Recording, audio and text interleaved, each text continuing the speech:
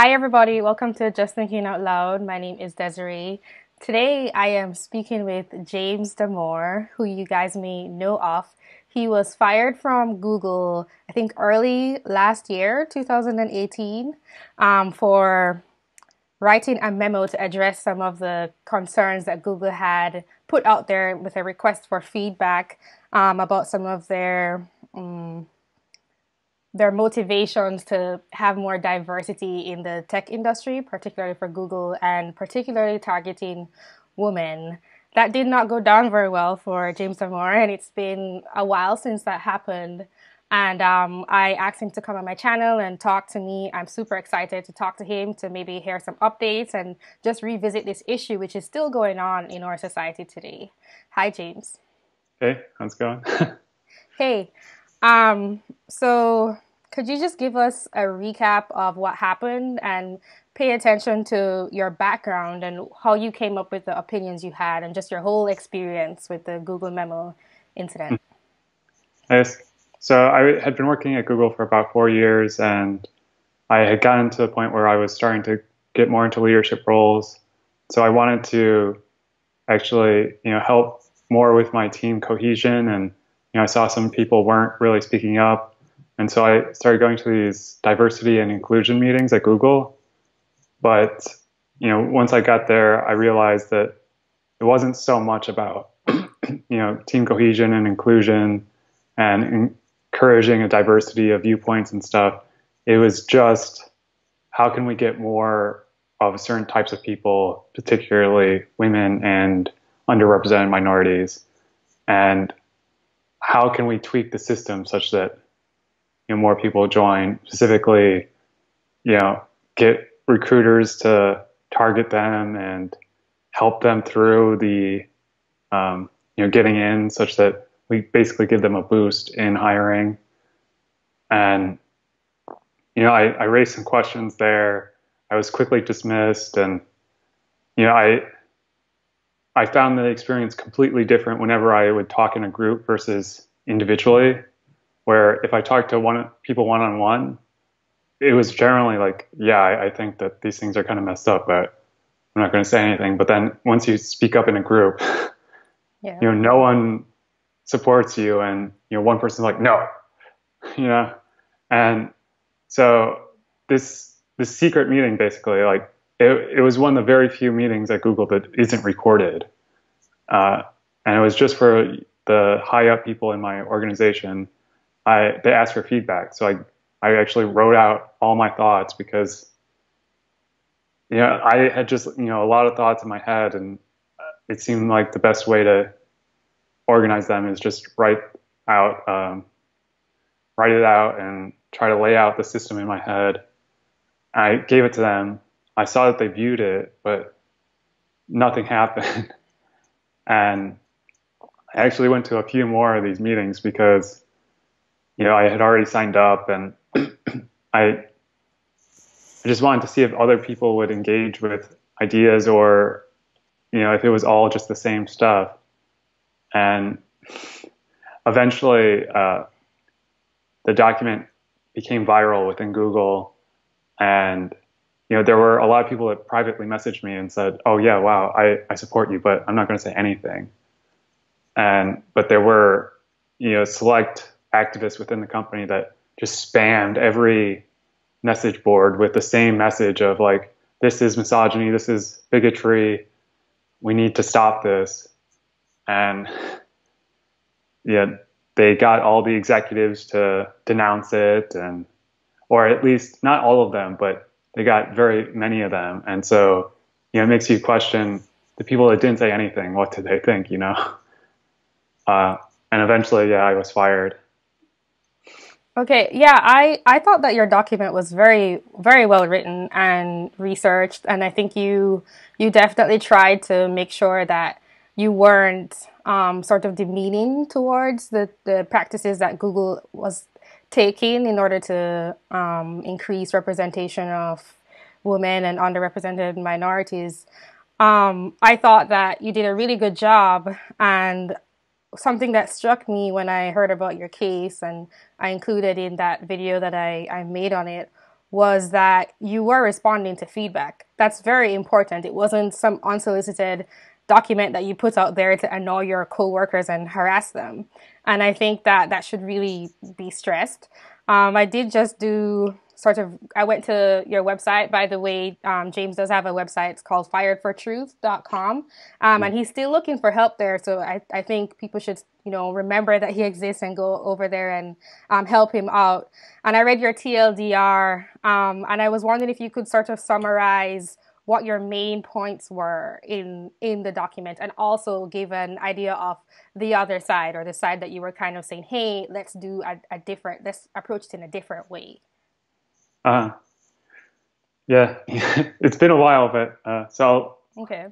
I think I first started talking about how politics isn't just those people are bad and uninformed, and we are good and smart, which is what people often think of, and that's the default case that you start to think about when everyone else thinks the same as you.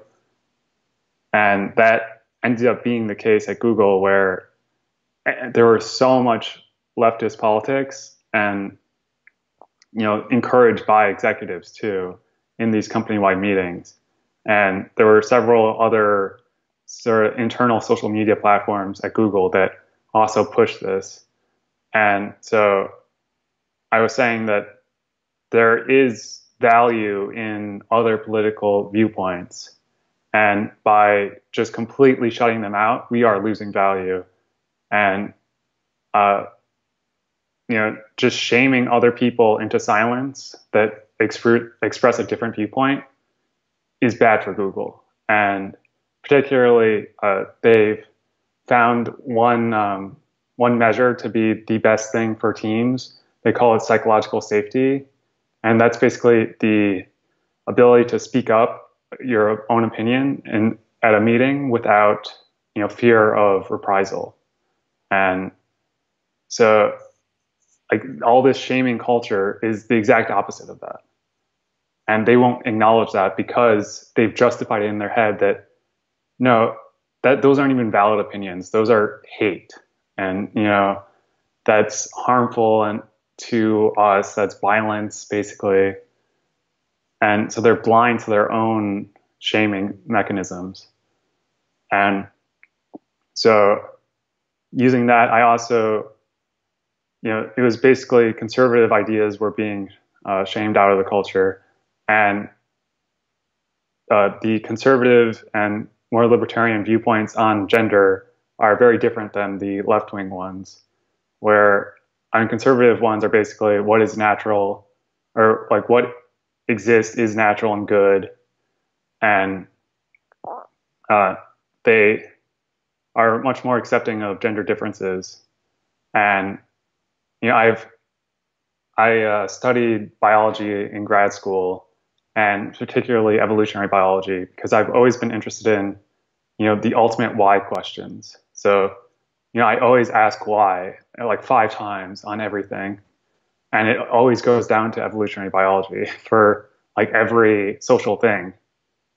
And so once you start reading into this evolutionary biology, you see that there are reasons why men and women might have evolved to be slightly different, and that actually shows up in some of our disparities. And there are, of course, a lot of arbitrary social norms that we could change and have changed throughout history, but we shouldn't ignore that there might still be some differences that we shouldn't necessarily, seek to eliminate. And there's the flip side of this too, where there's so many negative qualities that men have that we aren't trying to get women to have too. And there's so many disparities in males' disfavor that we just don't care about, like prison population and college dropouts and high school dropouts. And so I basically laid out some personality traits, and particularly the differing interest in people versus things, that's one of the largest gender differences, and that has been shown to be linked to career choice very strongly. And you know, engineering is a very thing-oriented and system-oriented thing. Systemizing versus empathizing is similar to the people versus things thing. And so I'm not the first one to even say this stuff, but uh, and then there are other things too, like, and this I eventually removed from the document, but I think it's actually pretty important, is that men and women tend to score about the same on math tests now, but women score higher on verbal tests. And if you look at the type of people that go into engineering, it's actually the people that are high on math and low on verbal. Because people that are high on verbal, they don't need to be sitting in front of the screen doing random coding stuff all day. They end up going into product management or just some other more BS and career, because those are in some ways easier, and like, that's not a diss on people that go into them. It's just people without the verbal skills can't do that, and they can. And if you look at program manager and product manager, that's actually 50-50 men and women. So,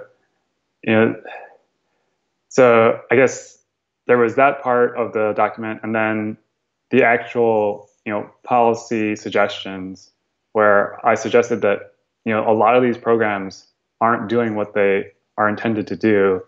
They are actually increasing tensions within the company. They are enforcing some moral standard that is inherently asymmetric. And, there are certain things that men aren't even allowed to talk about. And, my firing was a perfect example of that, where, I don't think that a woman would have been fired for what I did. And, I've talked to several people, and they were like, yes, men can't talk about certain things.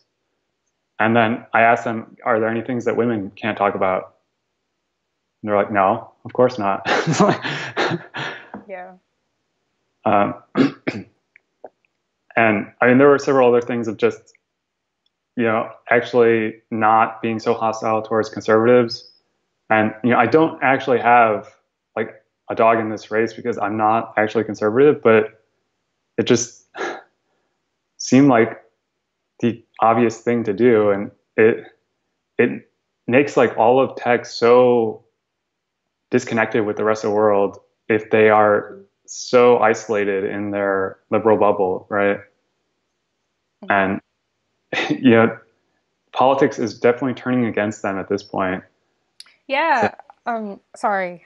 I don't know if you're finished, but you were going for a while. And yeah. sort of no, it's okay. Just moving towards stuff I was gonna ask later. Um, Again, I think that you were saying that you were almost speaking when other people weren't willing to speak. So you weren't the only person thinking these things, and you were sort of geared towards team cohesion and making sure that people felt more comfortable in their team space, which was kind of your job from what you're saying. And two of the things that you pointed out in your memo were that people already know how to acknowledge much of their bias, such as, I don't know, like some prejudice based on gender, for example, but not their political bias. And so that was kind of what you were going for, and what Google seems, and many tech companies seem to be completely blind to. And then I also wanted to talk about this difference between men and women, which, yeah, it's not just you.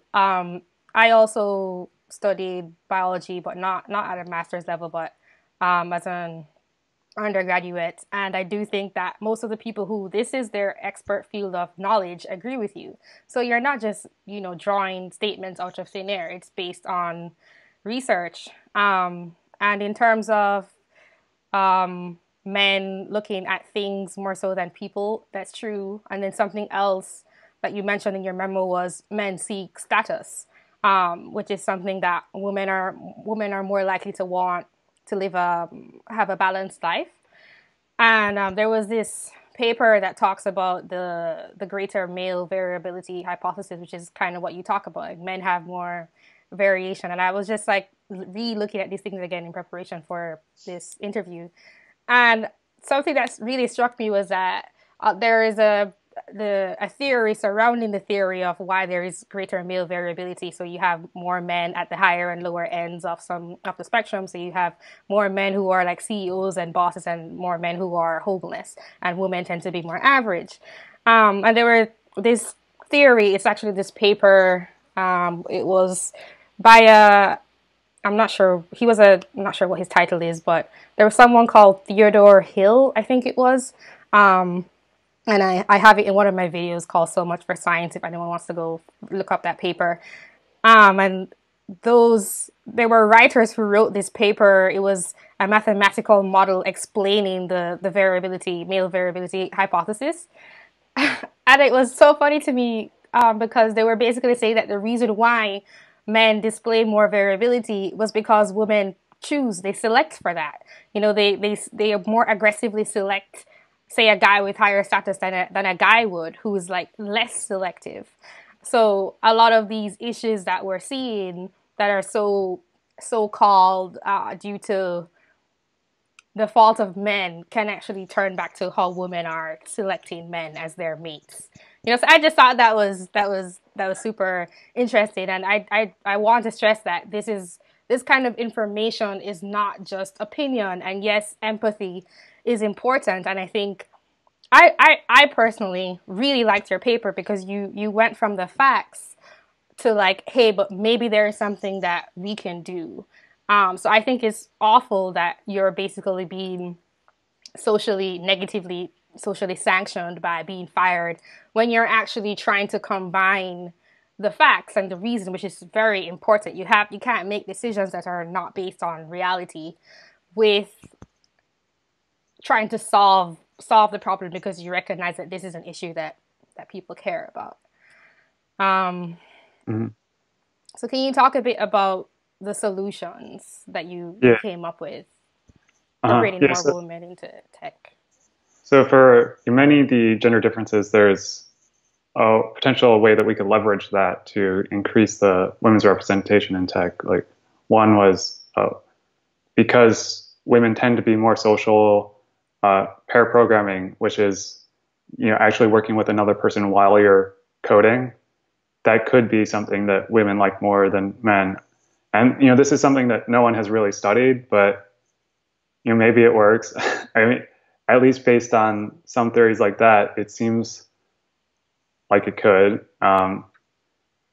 And another one was that women tend to be more cooperative than men, and our current promotion process, or Google's promotion process at the time, heavily favored people that just launched things, and there was no real way to measure, oh, this person helped with these 10 other teams, and so they are actually overperforming. There was just no way to measure that, and so we should have, or Google should have changed their promotion process such that somehow this cooperative behavior, which seems good for Google, right, should be promoted. Uh, there were and some other things about just stress management, and Mm-hmm. there's general things in tech too where uh, there's a pattern in industries of the more an industry changes over time, the lower women's representation in it. Because I mean, the theory at least is that women tend to take time out of work to raise a family for a little bit, and so they get that if they, for example, leave for 5 years and the industry has changed a ton in those 5 years, then they're in a huge disadvantage. And so Mm-hmm. that could lead to them not coming back or not even choosing the industry in the first place. And tech is one of the biggest changing industries right now, right? So there may be ways in which we are actually hurting women by requiring that they know all the latest technology, for example. Um, I'm getting an MBA right now at a at RPI, you might know of it actually. It's like heavily engineering school. So when you were talking about a lot of men being in engineering and the whole verbal versus math, I am higher on verbal than math. I'm just like okay with math, so I wouldn't compete like well with that stuff.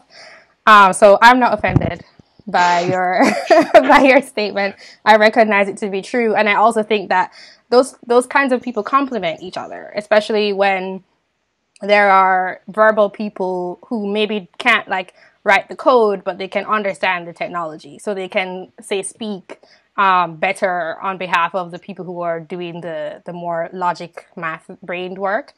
Um, but I was bringing this up because I was learning about some program by, I think it was Goldman Sachs. I think I can include this, where they had this re-entry program. It was one of my classes. They were talking about it, where they were specifically targeting women who had left the workforce and making it easier for them to come in, get a short period of retraining, and then join the workforce again after having taken time off, usually for family. What do you think of? I mean, when I heard that, I was like, well, is that really fair for the men?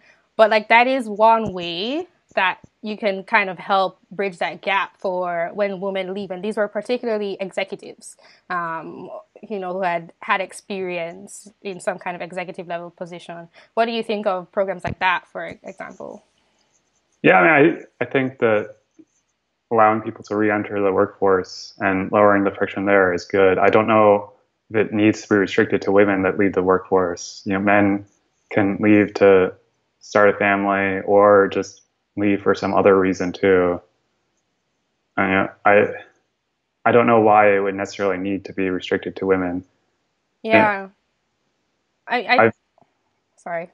but no, I mean I've just talked with women on why exactly we need women only programs when men are not asking for men only programs, and there seem to be some negative valence associated with men in general, where men tend to be more likely, at least, to harass women than other women maybe, and they may not feel as safe around men because there's that very small chance that they'll like try to rape them or something, and if you just may feel safer to speak your mind and not be judged, or you don't want to have to present yourself as with all this makeup and stuff for the men, if it's just women. I don't like I try to understand why we actually need women only programs, because no one ever talks about why we actually do, right? Like, Yeah, and I don't like them. I have this video called like "Please Stop Appealing to Me as a Woman," and I really don't like them, and I feel the same way about like racial stuff too. I just don't like the separation because I feel as if we have these common issues. To me, they're common. Like they may occur more frequently for some group. Say you're being harassed or being discriminated against, but that's not a reason to exclude the people who are being less affected because they're not the people being more affected. It's something that anyone can experience. So I'm completely on your side.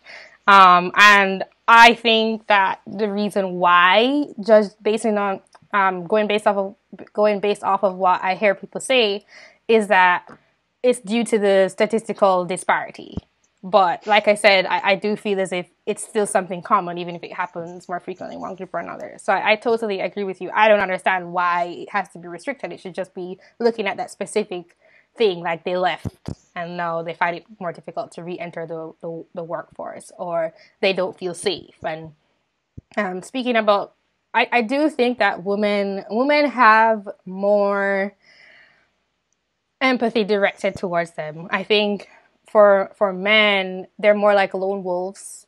So I'm not saying that they can't have their own support systems. They do. But as a society in general, I do think that men are expected to just like figure it out. Like if they're having a difficulty, where women can more easily go and ask for help. And I do think that's unfortunate and restrictive. And I think that I don't know if you talked about it in the memo, but I think do you have any comments on like how gender roles restrict men and how it can't just limit helping people to women. Any thoughts on that kind of stuff? Yeah, I do have a short section on how men's gender role tends to be more restrictive than women's at the moment. Uh, and yeah, there's definitely you can't really ask for help for men, and because men are pretty much judged by their competence often, while at least for romantic relationships, women are more judged for looks and their caring aspects. Uh, and so if a man asks something, then that shows that they may be less competent. And I mean, this is also sort of explains mansplaining in some ways, even though like it's unclear if that even happens that often. Because women explain things to me. But the motivation to explain things in general is to show off your competence, right? And if you're being constantly judged for your competence, then you're going to show that off. Why do women wear makeup? It's to show off their physical beauty. Is that like, I, I don't know. And I guess like also responding to your other point of like having programs that just help people with that problem. There was an issue at Google where there were programs for imposter syndrome, and they only had it for women. They didn't have one for men at all. Wait, While what's imposter syndrome? I have an imposter, idea, but not sure. it's the feeling that you don't deserve to be where you are, Oh, which right, was pretty right. common at Google because there are so many smart people at Google, and yes, imposter syndrome is more common among women. It's actually related to neuroticism, actually, but Oh, how is that related if you know? And I don't uh, mind. I think I'm definitely one of those people who are I'm into the biology, and like I understand it might hurt people's feelings, but you can say those things to me. What's the relationship if you know? You might not know the details yeah. between imposter syndrome and neuroticism. So neuroticism is basically your tendency to have negative emotions, and Right, right. imposter syndrome is a negative self emotion about yourself, and uh, but it's just a random tidbit. But Mm-hmm. men get imposter syndrome too, and especially at Google. So it's a real shame that they don't have these programs that are general, Right. and and they would just have so many. They would have like weekly meetings for this for women only, and then like Weekly meetings. That's very well, often. it was that basically so that every woman could have Oh, it. It right, right, wasn't that right. like they would come every week. It was you come on one of those weeks, Okay. while there was just nothing for men, or there was like one leadership summit that was for like anyone in general, but that was like once a year and you had to apply, and it was like 20 people, while they had 50 women only ones like every week. I don't. Yeah, why do you think that people are so afraid of looking at, say, like biological truths? Because wouldn't that, you can see that stuff, and then be like, I don't like this, like I hate this, and then move on from there, but don't deny it, you know? Why do people have such a difficult time just like acknowledging that the reasons for certain disparities might not be or might be due to some sort of I guess because I was going to say inherent traits, and I guess they think that because of that, that would admit defeat or admit that it's something unchangeable. And yeah, that could be true, but I do think that like you have to start with the facts and reality. Like, why do you think people have such a difficult time with that Yeah, stuff? and I think that there's several reasons. One is that it's associated with right wing things, and there's just a general disgust associated with anything conservative in these circles. Mm-hmm. There's also a negative history where people have used, skull circumference and random things to try to explain things. There's also the fear that this would just be misused to discriminate against people when, I wasn't saying we should discriminate against people. I said we should stop discriminating and actually, change how Google is to better suit different personality traits. I think there's also just the not the reduction of, hey, rather than thinking of it as a distribution and there are people that are high and low and in the middle, thinking that average is everyone or something, when I had a whole graph actually in the paper to try to go against that. But It's basic biology. Bell curve is it's like basic. You see that in many traits, including the non-contentious ones.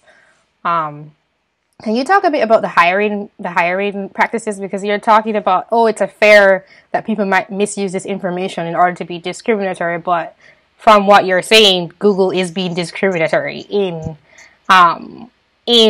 trying to avoid other people being discriminatory. uh, yeah, I mean they don't acknowledge that reverse discrimination is discrimination, and they just have these goals that they've set off where, we want X% of our engineers to be women or underrepresented minorities. And to get that percentage, it's different than the applicant pool. And so they have to basically discriminate. I mean, there's a lawsuit against YouTube about a recruiter that spoke out about practices where they were telling them, just drop all of your white and Asian male applicants. What? Only, yeah. When was this? This was January of 2018 that it came out, or around then. YouTube. Can you go into some detail about this incident? Yeah.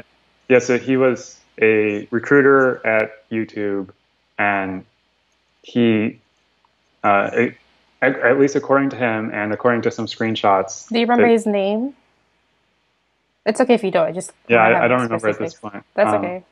But he got orders from his managers to, only focus on underrepresented minorities, diverse candidates, and at some point they had quotas, and once they fit the quota for white and Asian males, basically the non-diverse people, then they would just drop all of the applicants for that fit that category, and then only focus on the others. And they would constantly, he, at least according to him in the lawsuit, it was Google would tell them to delete the emails telling them this, and they would just constantly berate them if they didn't get enough of these candidates. And so that was one perspective. And then, when I went to these meetings, they would explicitly say that, yes, we do help them and we make sure that they get into Google, and which is completely contrary to what they would say publicly within the company-wide meetings. And that was sort of what broke me. Was I was sort of in the Google cult before this, but then once I realized that they're just lying to us, then I felt like something needed to be done. Yeah, I have a real issue with that kind of mindset. I talk about it a bunch on my channel, but when I was going to school, you got in trouble if my school was a bit strict, but you got in trouble if you were wearing, you colored your hair, or your socks weren't the right length, or the heels were too high. And all of that seems simple, but the point I'm trying to make is that you had standards. And if you didn't meet those standards, well, you got in trouble just like everybody else. And I really, really strongly detest the lowering of standards. I hate it so much because I feel as if you hinder growth. And you're basically de-incentivizing forward movement for that group of people in this arena where you're lowering the standards for them.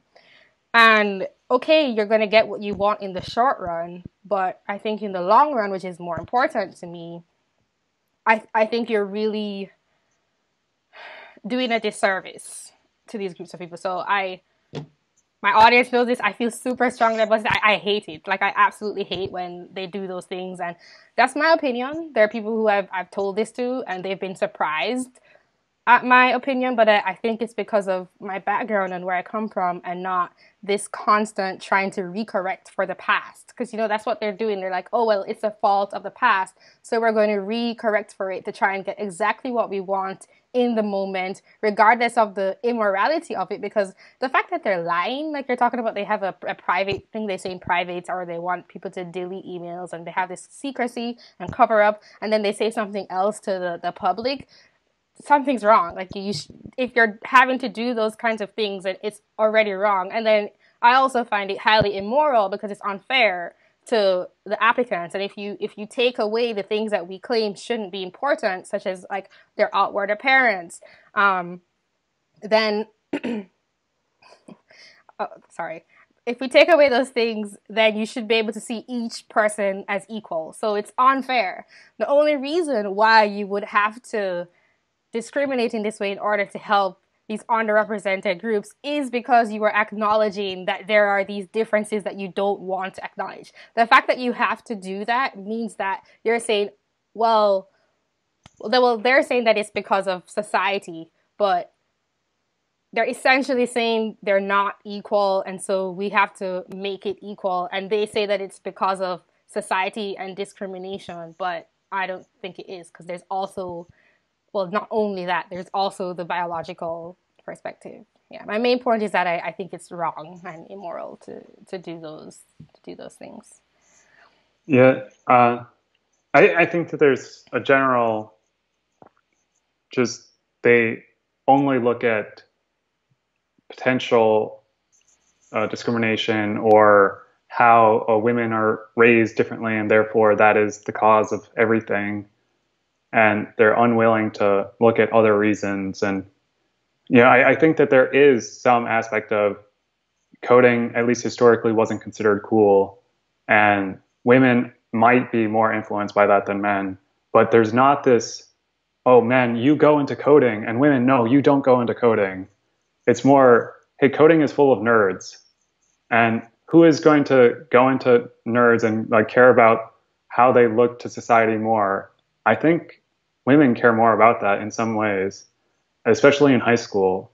While, there's, especially if you look at like within autism, which is, there's a lot of people in tech on the autism spectrum, and they generally don't care about their social appearance, partly because they're not really aware of it. I mean, I'm speaking for myself too.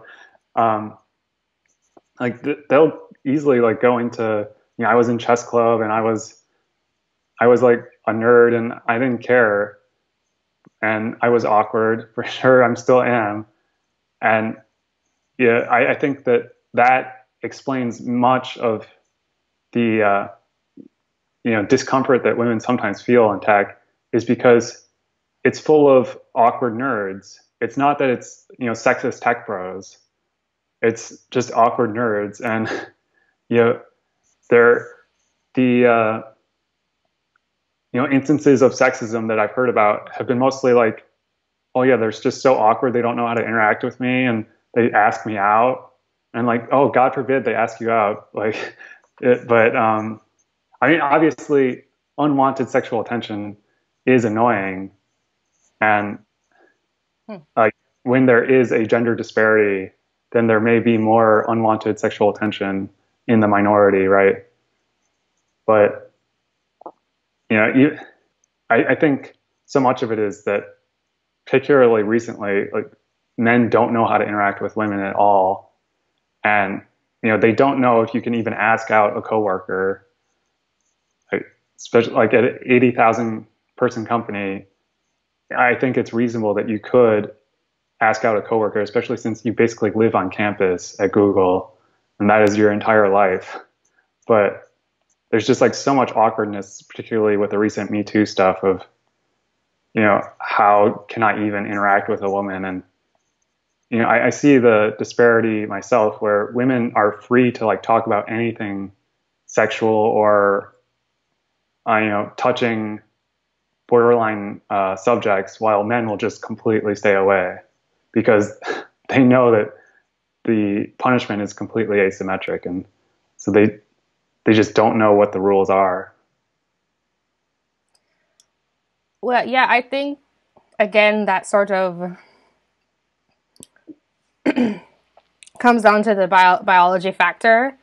And I think I've heard Jordan Peterson talk about it a bunch. I'm sure he's not the only one who has, but just because more people are likely to know him, about how we haven't really negotiated how workplace interactions between men and women should be. And if we're de facto giving women the upper hand, which is kind of how biologically the species is geared, you know, because women choose, so men want to be able to pass their genes on, so they basically do what the woman wants. That's very like crude, but like that is kind of what happens in society. So I don't really have the answer to that, but I do think that that's an actual issue to be discussed. Particularly the say men making sexual advances towards women in the workplace. Like I remember I was working as an EMT once, and there was this guy who like I was working with, and he like hit on me, and I really hated it. I was like, we're at work. Like I didn't say that. I just kind of avoided and ignored him. But like I was really like I didn't like it. Like I didn't like that he did that, and I think I would have been fine because I think I'm the kind of person to, you know, like speak up and say stop it or something. Whereas I think some women I know because I've had friends who are much more timid and they're less likely to like say something. So I think that's an actual issue, but I don't have the answer to how you resolve that kind of stuff. And in terms of the woman being more caring more about things being cool, and a lot of nerds, I guess, being in tech, I think that's true. I do think that a lot of super smart people, in terms of the mathematical logic, that's my term for it, even though that's probably not the right phrase, they do tend to be like lacking social skills.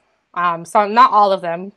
I don't think it's like, I don't mind it most of the time, but I do think that's true. And that's just like what happens. It maybe, you know, there's only a certain amount of resources, mental resources, the brain is able to devote to certain areas. So like when you're high on one particular trait, like the verbal one, you're a little less on that, and like vice versa. Um, so yeah, I haven't really heard people talk about that being part of the reason why men might gravitate more towards something that's uncool, even though it's provides the most economic value, so you kind of get paid more to do it, at least for now. That might change. But yeah, that is just something else to consider. Yeah, I don't know why. I mean, obviously, I think it's generally just that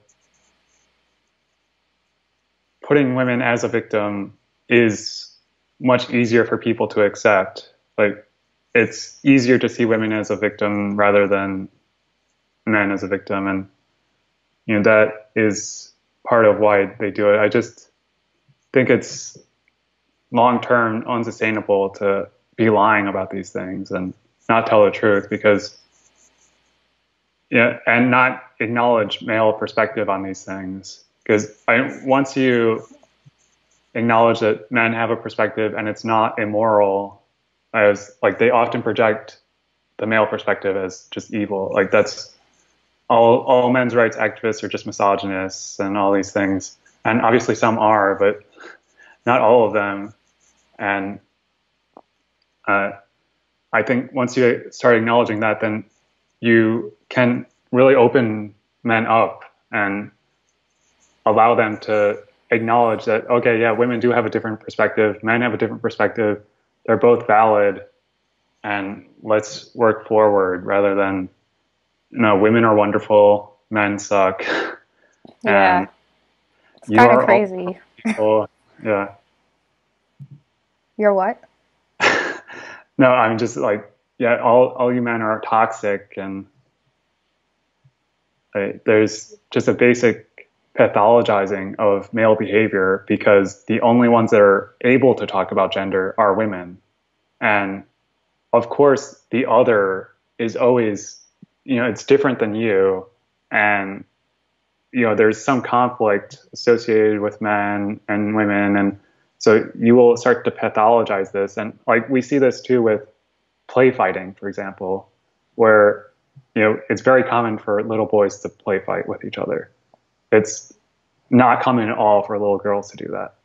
And so women that aren't raised with other little boys and see that, they will often think that all those boys that are play fighting, they're actually fighting, and we should stop that. That is toxic behavior. I mean, the Gillette commercial even had some boys that were fighting and laughing and smiling, and then they were like, no, don't do that.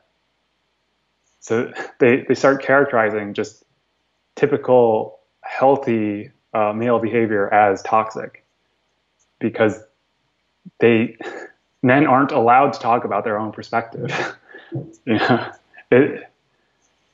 And like another thing is, Jordan Peterson's audience may be predominantly male. I mean, it's probably mostly male. I don't know what the actual percentages are, and that is seen as a negative for whatever reason. Although, there are plenty of people with 90+%, female audience, like Oprah or something, or a lot of these talk shows, and that's not negative at all. So, like, how is Jordan Peterson divisive because he has mostly male, but these other people aren't divisive? It's because men are seen as inherently bad in some ways. Yeah, I think that's true. And talking about this perspective thing, I do think that if you want to have an actual conversation, you do have to allow every single voice to be heard, not just the voice that, say, brings up the issue, because they're like, oh, well, if there are two parties that have one party brings up a disagreement when he or she's interacting with the other party, the first party that brings up the disagreement isn't the only person that has a say. Like the other party needs to be able to interact, because a lot of assumptions are going to be made. Like you're talking about women, they're raised differently and they experience social interaction differently. So you're going to have a bunch of assumptions that you can't rectify without speaking to the other side. So I think that applies to pretty much any issue in society. And I was just going on about this a little bit on Twitter very late last night. But people's varying ideas and perspectives need to be heard, because the situation isn't black and white, and it isn't, say, positive or just negative, one or the other. It's just varying ideas, because everybody has a unique experience and history that they apply to the interactions that they have with the world. So I hope that happens soon. Yeah. Like people acknowledge the different sides and allow them to be heard. I don't know if it will, but I that's something I really hope for, because I think that's how we move forward, is to like have proper discussion. Yeah. I mean, I think people are generally heavily invested in their own objectivity and the truth of their own perspective, and it's harder to acknowledge that other people have different experiences and that their perspective might be valid on these subjective issues. And I mean, especially on Twitter or something, where you only see an icon and you don't see them as a person, it's really difficult. I actually don't really read Twitter anymore. I only make occasional posts, but because I see a lot of it just reducing people, because I mean, I see the own incentives whenever I post of, if I do make this really, if I strawman the other argument and I make it as angry as possible or something, then I will get more likes or something. And it's natural human behavior to associate like just dopamine networks of, okay, yeah, that was good, so I'm going to keep doing that. And if you see people on Twitter all the time and they're just like having these snarky comments that are net negative to the world, and you can see that it's just taking over their brain or something. No, I totally know what you mean. Twitter is a weird place, and that's politics in general. I do think it's you know, they reduce arguments and they reduce people also in like what they represent or what they stand for. Um, I wanted to ask you what your experience has been like after the incident. What's it been like for you in almost any aspect? Like if you've had some personal change, or if your perspective in terms of the intellectual ideas that you had put out there maybe changed. Could you talk about that? Hmm. Uh, so I guess in terms of career, it took me a while to find another job. I did a lot of interviews, like 100 plus, and a lot of anonymous ones where you can just do the coding and it'll be a video chat without the screen. So it's supposed to take away a lot of the bias of these things. And I passed every single one, but then whenever my name was revealed, they just stopped communication. So that was unfortunate. Hopefully that level of, being afraid to be associated with me will lessen over time, especially if I get in some ways vindicated by the lawsuit. That may show where the what is socially acceptable. Uh, personal wise, I've yeah, it's hard for me to stop being obsessed with certain things, which is common with autism actually. Uh, so You mean I am, interested in certain topics? That's yeah, what I'm you just mean? like Okay. obsessed in some ways of, I have to read more and I have to acquire as many facts as possible. Oh, I see. And, I really want to understand the world. And, there are some things I'm just generally confused about and I'm at least humble enough to acknowledge that I don't understand. And so I've been reading a lot about that and just, uh, economics and politics in general because I've become more and more weary of concentrated power. And, I was more libertarian before when I wrote the memo, but I have been just doubting that more, and that at least the implementation of it and the simplification that people often make of just, okay, the government is horrible, private enterprise is great, when, private enterprise is itself concentrated power and in many ways unaccountable for some of these things, especially once they have a monopoly like many of the tech companies do sort of have now. And I mean, I just think that things are much less black and white, as you were saying, that than people say, and people will just have these associations in their head of, oh, that side says this one thing, and like, oh, socialism is horrible, without really looking at why and what. And, I mean, even like, I'm not defending communism per se, but I think that people simplify the arguments too much and don't realize that, you know, communism started in the countries that were the weakest economically because those were the easiest to overthrow the capitalist people. So, Russia was one of the poorest countries in Europe, and then, China was also poor, and just all of the other communist countries were very poor. And then after that, we put huge economic sanctions against them. So like, you can't look at, oh yes, they failed economically because of communism when there were so many other factors too. And I think that people fail to acknowledge that the world is complicated and that just, I mean, I've also just been reading about horrible things that uh, every country does, like just more realpolitik type stuff of, the CIA interfering with other countries. And I think that in general makes you just, pessimistic about what the government is telling you. And, there's underlying motives behind a lot of these things and behind a lot of our foreign interventions. And I, What? Sorry, just because you brought this up, what do you think about the the Venezuela stuff that's going on right now, like in terms of the U.S. and the president and declaring who they acknowledge as the formal president, that kind of stuff. Yeah, so I actually don't really pay attention to politics or like news that much. I mean, the little that I know, it seems like the they have just an autocracy within and a ton of corruption within Venezuela.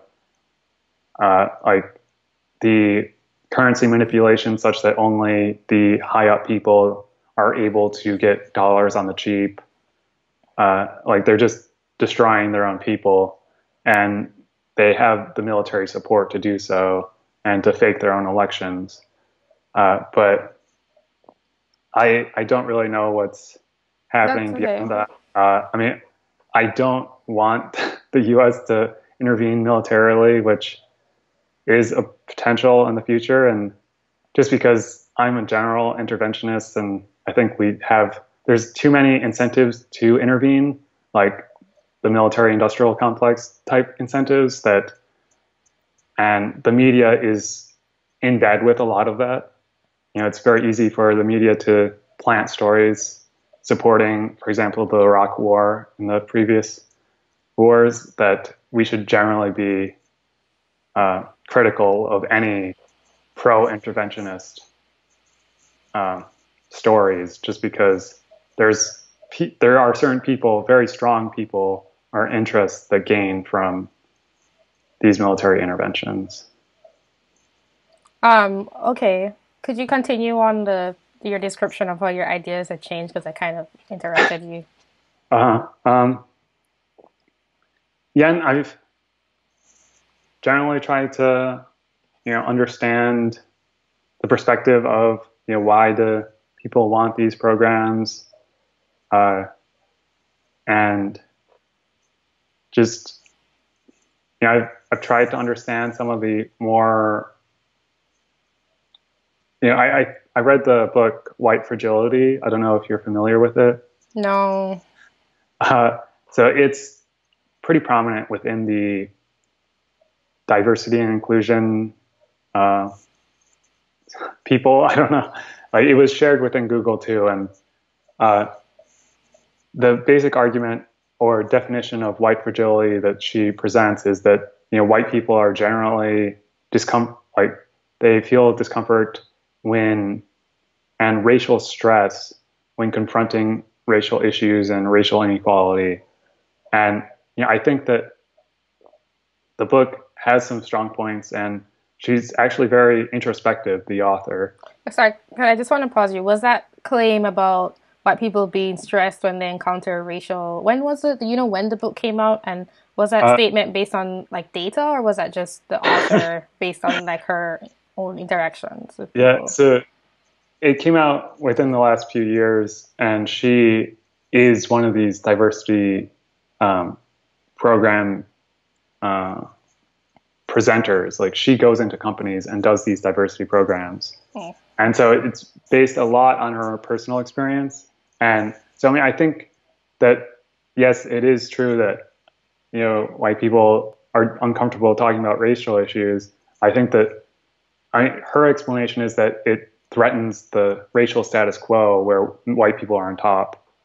And, I mean, I think that, there are other reasons, like the fact that there are so many penalties for white people talking about race, like the potential to be called racist and be totally socially ostracized for doing so, that she doesn't really confront at all. And if it was purely based on this hierarchy that people don't want to acknowledge because it would threaten it, then attractive people wouldn't want to talk about attractiveness helping people. When I've never experienced that, I haven't seen this attractiveness fragility in people. And I'm perfectly willing to acknowledge that tall guys have some advantages, even though I'm 6'3". Like, and she also, which makes a point which many other people do of like, oh, only white people can solve the problem because they have the power. But this is acknowledged What? some like homogeny within white people, that they all have the same perspective. And, going back to the attractiveness issue, like if that is also a hierarchy, you know, then you would be saying that only attractive people have the power to challenge that system. But no, like we could just give them, everyone else could give attractive people less status, but we don't want to because we like attractiveness, you know. But I think that there are some valid points of just, white people don't experience racialization in America as much as minorities do, but that's basically because they're not a minority. What do you mean racialization? Like they don't experience the idea that, oh, that is a white person, while like, so many people may be described as an Asian author, African American author or something, while no one is described as a white author. They may be described as a science fiction author. And I mean, you're from Jamaica. You probably didn't experience much racialization because everyone is black, right? And so, not everyone, but no, yeah, I was actually really sad when I realized that I started doing that because I never used to do it at all. Like I really didn't see it, which I know a lot of people don't understand or like wouldn't believe, like from America, but that's not something I really paid attention to. And I also think it's kind of toned down a bit in my own self, which is good. But I definitely am not the same person as like when I initially came here. And I just want to say a couple things. I first want to say that I think it's BS that you had so much trouble finding work, and I'm sorry that happened to you. And then about this diversity program initiator person should not be using. I see this all the time. Just because she feels really guilty for her skin color, I guess, and like sees all these disparities and has her explanation for it, I don't think that she should be even allowed to be out there speaking on behalf of like all the other white people out there. And like if she hadn't actually gone around and like did some surveys from like all the different parts of America or whatever and had people's opinions and then presented those things, that's another matter, which is like one of the first questions I asked. Like you can't make a claim without having some data to support it. And like anecdotal data, that's useful if you like get it from various people. But if it's only like you and like your experience and like the people you've talked to, which are going to be selected through some metric, I don't know, based on where you live or like what you studied or blah, blah, blah, then I don't think that's applicable. That you can just go out there and share that as like, well, I know the problem based on my experience. Here's the solution. Like that. Why are they even doing that? Especially tech companies. Like, aren't they like super data based? Or I don't know if this is only tech companies, but that's weird. Like, why would someone like just write a book and then just because everyone like, not everyone, but a lot of people, it resonates with them, they can't just like put that on everybody else. And I see that all the time. Like, of course your experience is real. Like maybe you feel uncomfortable, fine. But all you're doing is like exposing everybody else to your idea. And so everyone's like, oh, well, do I feel this way? I really think that happens. I think that like if you're exposed to a certain idea enough, you will begin to incorporate it, especially if you don't have your own very firm internal grounding, which I think a lot of us don't. Which is like another issue. And I already talked about the racialization thing. I do find it very annoying too, where I guess white people are seen as the norm. However, I do think that happens in other countries too, where like the majority population is like right. another race. Like that totally happens. This is not something I really thought about. And I remember I was commenting on one of my videos, I don't remember which one, about this. But like when I was growing up in Jamaica, there's like a smaller like Asian minority. And I would definitely say like you don't see them that much. Like occasionally you do, like on like billboards or something like that. It's like almost always black people because they are the majority in the country. Like, okay, it might be an issue, but it's completely normal from what I see in different countries around the world. Like that's just what happens. And I keep referencing my own experiences, but I met this guy at this VR exhibition thing. And I was telling him, something that does annoy me. Like I do remember growing up and like not really seeing any black people on in ads. Like that's totally changed completely. But I remember that. Like I remember seeing that on because like on Jamaican TV you had a lot of foreign ads and like foreign television programs and stuff. So like there are some things that yeah, I think it's great that people were like, hey, well maybe we need a little bit of like, oh well there are other people watching your content that maybe you didn't realize were and you need to appeal to them too. But I don't think it comes from this like malicious like just the result of slavery, oh like nobody cares. Like I don't think it's with that malicious intent that a lot of people assign to it, Right. And I also think it's already for the most part been solved and they're like because things are so much better now, they now have to be making up horrible incidents because the tides have kind of changed somewhat. Yeah, there are definitely economic reasons for a lot of these things of just, especially in America, maybe where white people tend to have more wealth, and so they may be things may be catered more to them, especially compounded with their majority in the population. I think, I wouldn't say that she shouldn't be allowed to say these things, I mean, or to project them, just because it's very hard to draw that line. But I do think that it's important to confront some of her issues. And I think that generally there has been this polarization such that they are literally speaking different languages because people aren't willing to engage with other ideas. And so, one thing that I found striking, and it actually explains a lot of what I've seen and was confused about before, is they have different definitions for racism and meritocracy than the general population, where generally racism is discrimination or hatred for a different race, while their racism is this sociological system oriented, such that people with power can use that, and therefore only white people who have a majority of the power can be racist. And so she throughout the book is like, you shouldn't be afraid of being called racist because it's not that horrible thing. It's this one sociological thing, when really, no, this is the definition that everyone uses. And just because you try to redefine it because that's what they say in sociology doesn't mean anything. Just like she doesn't acknowledge that.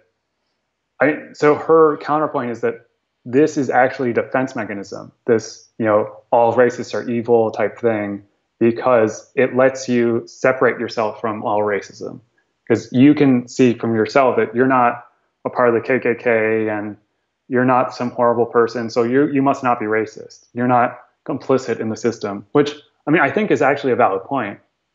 But this is the definition of what people call racism, and so you really need to use a different word and not like it's just hurting your own cause of trying to compound the two. Like she is actually trying to use some of the negative valence associated with racism in her sociological one. And then meritocracy also is one because, meritocracy, the general definition is people should be judged based on how good they are, or like at a particular task, for example, and they should be hired solely based on talent and rather than other issues like gender and race and stuff. While her definition of meritocracy is, and I think I've seen this in other social justice oriented things, is a statement of fact of the world is based on merit, and that all the people with current power are there because of merit rather than because of their privilege and because their parents were rich or anything. And of course, that's not totally true. And that's why they say meritocracy is a myth. But saying that the idea that we should be going towards some ideal, like it doesn't even make grammatical sense that would be a myth, And so when they just diverge and people aren't talking to each other, they start saying things that are just like completely offensive to the other side. And because they're using different definitions for words, like So I think that some there needs to be more cross dialogue and less polarization. And even if these things seem completely wrong and they're stupid or something, I think that there is some merit to it, but it just requires a different way of thinking often. I think you're more sympathetic towards what they're saying than I am. You like you were like you think this person should be able to talk, but I think that if you're having to redefine words, which is what people like who push those kinds of ideologies do all the time, I think you need to bring your conversation to the public, not expect the public to like conform to your changing definitions. So, I'm probably not going to read that book.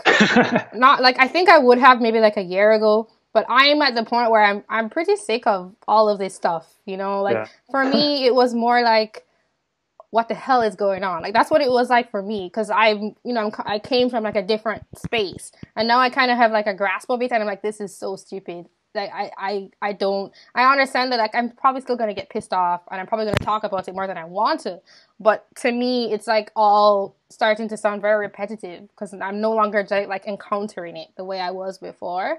I've like now already encountered it and now already like seen this like understood a bit how this culture works. Something you had mentioned is like people the penalties for well when you're talking about race, white people, but also when you were talking about gender for men, for people discussing certain things is really harsh, so people tend to stay quiet, and that's something that I noticed too that I wasn't used to. So a lot of people might like beat me and discover that I will talk about things that other people won't talk about. But I'm not trying to talk or I wasn't trying to talk about things that other people wouldn't talk about. It was just like I didn't understand that there were these like subtle social things where like you're not supposed to talk about certain things, which Yeah. like I said in terms of all perspectives needing to be heard, it doesn't make sense to me. Like how can you have this huge, issues like say like Black Lives Matter or the Me Too movement. They're like huge societal issues that everybody's talking about. You're trying to make policy decisions on, but people can't talk. Like it doesn't make sense. So I'm really against that, and I don't know. I'll just keep like making my videos and talking about things, but it really doesn't make sense to do that. Um, is there anything else like that white fragility book that you've been reading or? Uh, I just general things to try to understand the world and the underlying motives, for example, behind why these moral systems come about and Mm, different social norms. Because I think that it's really interesting why we have certain social norms and what that these unspoken rules are for and uh, I don't, maybe it's just because a lot of this psychology doesn't intuitively make sense to me. Like I have to create some underlying system to understand it because all social norms I dislike generally. And I don't, I need like a logical explanation for them before I will follow them. And so just, I think it's really valuable to understand why is it exactly that men can't talk about gender or that white people can't talk about race. And, I think that there's a lot that you can understand about the world when you look at these unspoken rules. I mean, my explanation is that people are irrational. That's kind of my explanation for this stuff. Like you're approaching it from logic so that you can understand it. Um, but like it's really clear to me that people don't follow logic. Like I'm talking to you, and there are people who say watch my channel, but there are a lot of people who there's no like feeling trying to understand the logic like for and against the input, like informational input that you heard that gave you the feeling. It's just feeling, oh, somebody had the answer. Well, that's the answer. I do think that's how a lot of people work. And you see it a lot in like celebrity culture, like where they say things and it like influences people. It's basically a lot of people can't think for themselves, or don't or choose not to or whatever. I'm not trying to say that they don't have the capacity, but they don't. So yeah, Yeah, I think it's due to like I've decided that I don't even in myself too. I think I behave irrationally sometimes. I of course. do. So Everyone, it's like I think if we understand that, um, then it provides some understanding, and it's not good, I guess, but it's just the way it is. yeah. So I have to Although work with that. I would push back a little bit just to say that I think labeling something as irrational is overly simplistic because there is likely some reason still for their behavior. And if you just quickly create this label of, stupid or irrational, then that stops your investigation of the behavior. And there may still be underlying motives that may not even be conscious of them. There's this system that is created, and some of these things of just going along with the crowd. There are reasons for that. Like it's there aren't that many motives for investigating the truth. Being having good social standing is often better than knowing the truth. But I have a particular incentive structure in my head of just really liking understanding the world.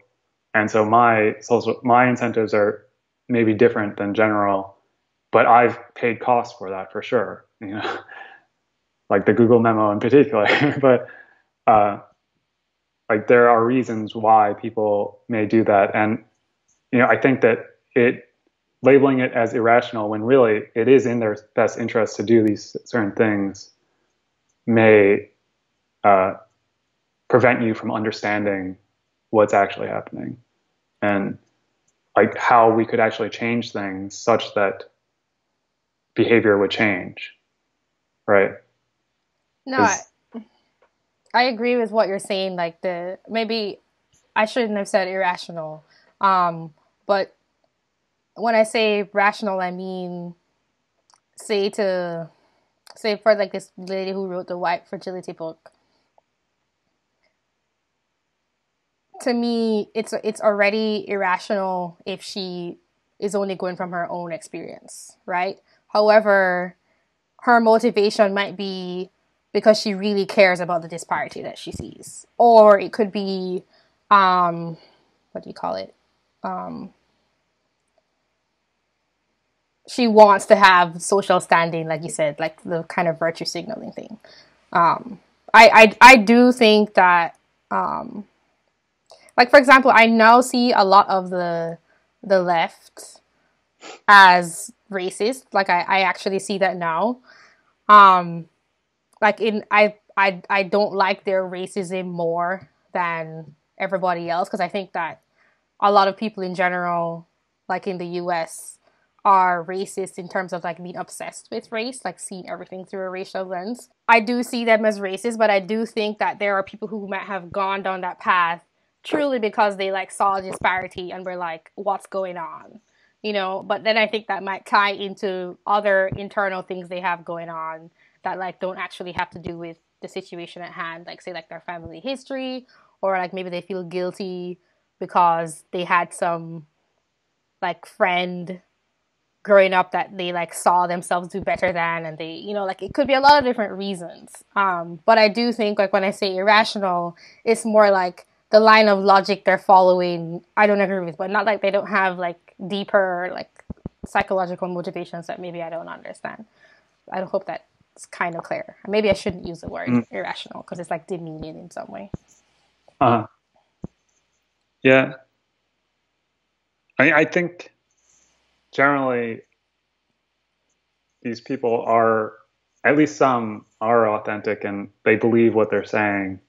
And she does cite some sociological things in her book, and uh, there's obviously motivations of, if I write a book, then I'll become more famous and I'll become an authority on this. So you can question some of the incentives behind that, but I don't think that that makes her ideas less um, worthy of engagement, for example. I think that also there's a perspective shift necessary where they may be acknowledging that this system exists, and it can favor those with money or those in the majority or those that have historically, like in the history books, uh, and without applying any moral judgment on that. So they may be saying, yeah, companies are just doing whatever is in their economic best interest, but that tends to disfavor people in the minority for whatever reason.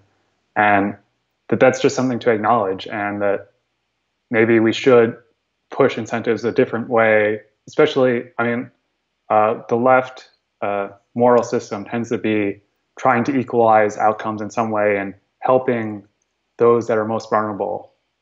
And you'll hear that a lot of, we must help those that are most vulnerable, the most disadvantaged, marginalized parts of our community, while the right is not concerned about that really at all. And I mean, I think that it is a valid concern of keeping everyone not marginalized, because I mean, one, that those people are hurting, and also it's just negative for the society to have an underclass basically that may push them towards negative behaviors, if they are that way. And uh, so I mean, I think though that these things just have to be balanced, such that we have to acknowledge that there are trade-offs in the world, and that we can't do everything and focus everything on helping people that might be marginalized, that there are other things in the world, and that one's identity group is not the only way that they can be marginalized in a way, and that particularly in tech, like, your social skills are still important, and that there are many autistic people or on the autism spectrum, and that's just generally not acknowledged, that like that even really exists. And there's so many I encountered this in my company too, where we were deciding on how to interview people, and they were suggesting these ways in which someone that doesn't instantly get social cues would be completely disadvantaged, because they didn't set out the expectations of the interview at all. And if you just expect them to have your own perspective and to know all that, then you will be really hurting these people that don't really understand intuitively or instantly these unwritten rules. But I just think that we generally have to be more accepting and just more willing to hear other perspectives. I agree with that. That I think there'll always be struggle, ideological struggle. Um, I I mean, I guess that will probably never end. But for now, those people on the quote unquote left are kind of pushing other voices out. And, I do think that that would shift or might shift in the future. Like, it won't be them. But right now, I don't like what they're doing. Like, at the moment. Yeah, although I think just to balance that a little bit, if your perspective of what the left is mostly shaped by, for example, Twitter, social media, or some other things, you may also want to see, right-wing Twitter, and how they may also have some of the same extreme behavior. And that, I grew up in a religious family, and that also can be negative. And so that but that's not really representative of the common experience, and that, the things that get the most likes on Twitter is not, that's often more extreme than what people actually believe. Most people, I think, are in this middle ground of just sick of everything else, and they acknowledge it, but they're just afraid of a lot of this political correctness type stuff. And so, I wouldn't label, people's behavior if you haven't really talked with them in person and realize that, hey, they actually are basically the same as me. And, maybe they disagree on this one thing, but that's because they have this particular belief and they have reasons for that belief. And, if it's really just, different vocabulary that we're using, and we're associating with different tribes, but other than that, we basically agree on everything, and that all this disagreement is really preventing us from coming together with the things that we actually care about. There's a lot of economic issues that I think people generally agree about, and that we just don't end up talking about because we're so concentrated on these cultural minutiae that are just overblown by the media. But Yeah, when I said quote unquote the left, I do like acknowledge the sort of extreme, that's like an extreme version of people who are more trying to equalize things.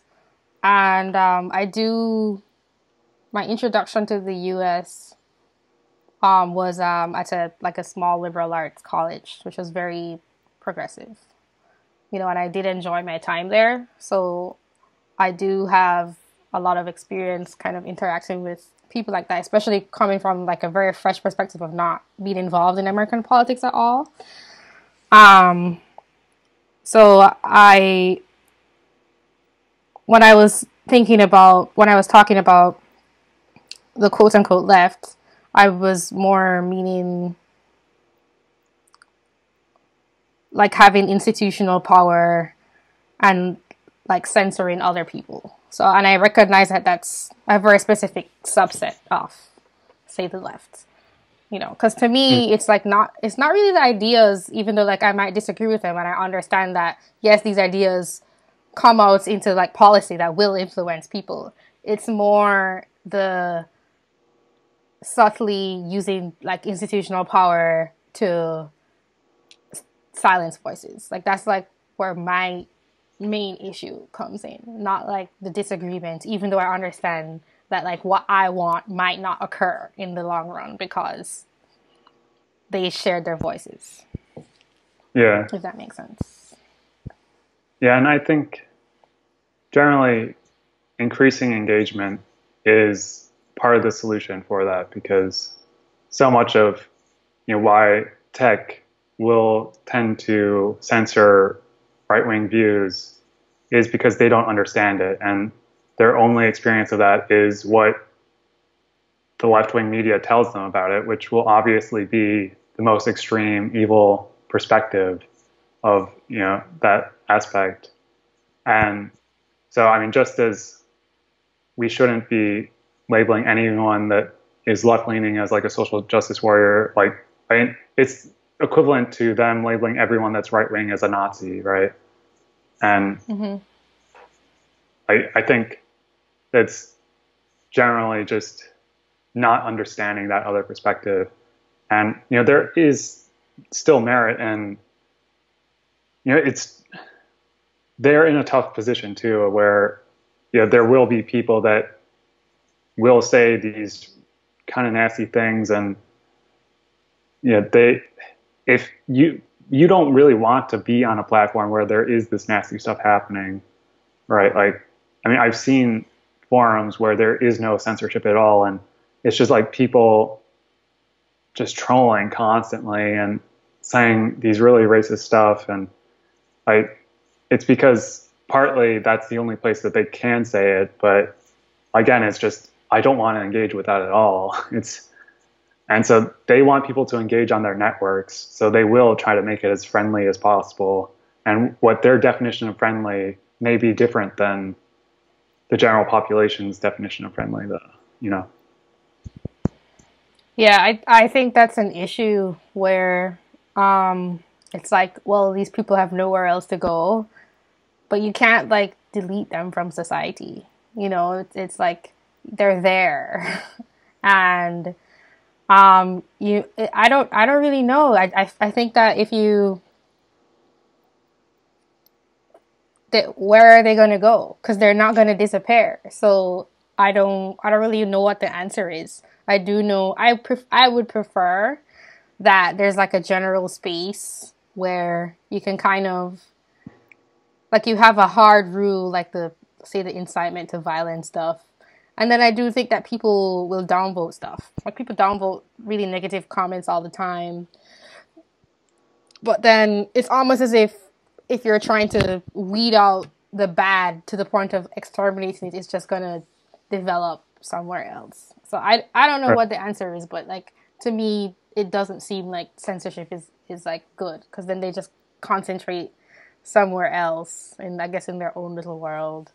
And then the people who like didn't like them but weren't trying to delete their existence also feel kind of alienated on the platform that's more friendly, even though they didn't even like the people who were gone anyway. So it's kind of complicated. Yeah. I mean, a lot of this censorship stuff is invisible to common people that don't really pay attention to this, I think.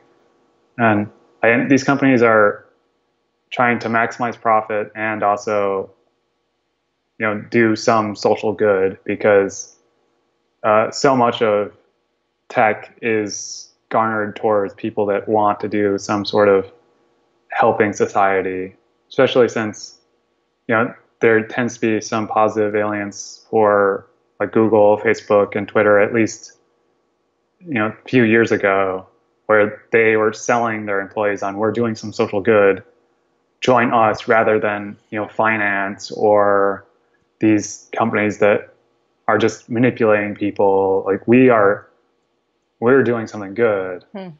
And so to sell their employees on that, then you have to let them do some things that seem like good to them. I didn't know that. I didn't know that they like that was a competitive advantage like when they were trying to recruit people, which kind of says a lot because I guess they have to follow through. I mean, I think that's dangerous because everyone's idea of what's good is different. Um, everybody has a different idea on like what's the Right. best thing to do, and it's just because they have so much power for now that it really becomes an issue. You know? Hmm. Yeah. And I mean, I think they're starting to learn that they are in a bubble. Like there was someone that wrote a similar document as me within Facebook. And then rather than just firing them, they actually had him meet with the executives and he started a group within Facebook. He eventually left Facebook for some other reason, but you know, the response to that was completely different. And I think that may hopefully be a sign to other people that tides are shifting a little bit. Yeah, that's really good. I was just thinking this whole censorship thing, I think the other issue is that like there are different standards. So say for example, um, if there's some really racist tweet, but it comes from a certain color person, it will be treated differently from the same kind of language from someone else. That's something that frustrates me. And I understand like their reasoning is, well, these are the people who are actually being affected and you have to consider the history and blah blah blah. But I think that's wrong. I think like if you're gonna have a standard, you have to apply equally. And so I think that's another issue with the censorship. Apart from the fact that censorship might not be the best decision, but if you're gonna do it, then do it so like it's very clear and it applies Yeah. to everyone. So I think the different companies have slightly different policies around this, where uh, YouTube and Twitter seem to both have this if it's from a historically marginalized group against a historically advantaged group, then that's fine, but it's not fine the other way. So, you know, you can say hateful things against white people, but not against black people. While Facebook, I think, is more symmetric. And I think the justification that they might give for like Twitter and YouTube is that these groups that may have more power, whether they're the majority or whatever, this hateful content can lead to real world violence more easily than the other way around.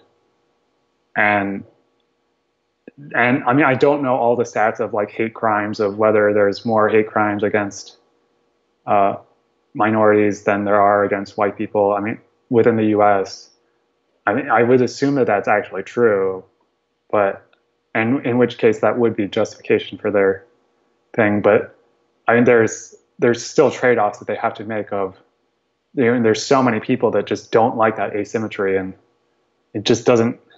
It rubs a lot of people the wrong way that there's not this logical system. And I guess even going back to something that you said a really long time ago of, you know, there was the EMT. When you were working as an EMT, a male colleague asked you out, and that made you really uncomfortable. It's I more think, like he hit on me, which I guess is like yeah, asking me out.